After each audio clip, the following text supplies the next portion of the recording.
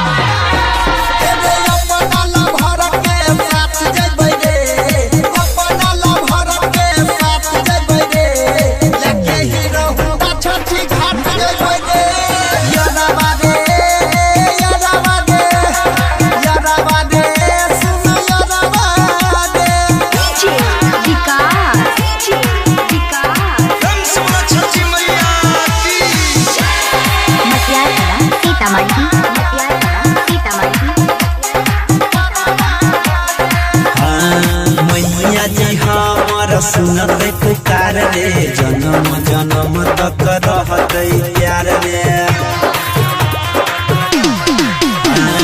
मैया जी हमर सुनत पुकार रे जन्म जन्म तक रहते प्यार रे। मैया के चरनिया में माथ देबै रे लगे ही रहू छठी घाट जेबै रे। यादवा दे यादवा दे यादवा दे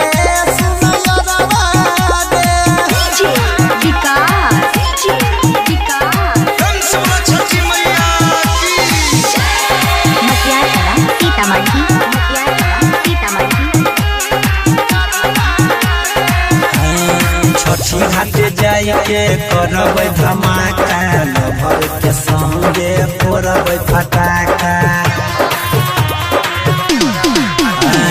छठी घाट जाइए करब धमाका लभर के संगे फोड़ब फटाका।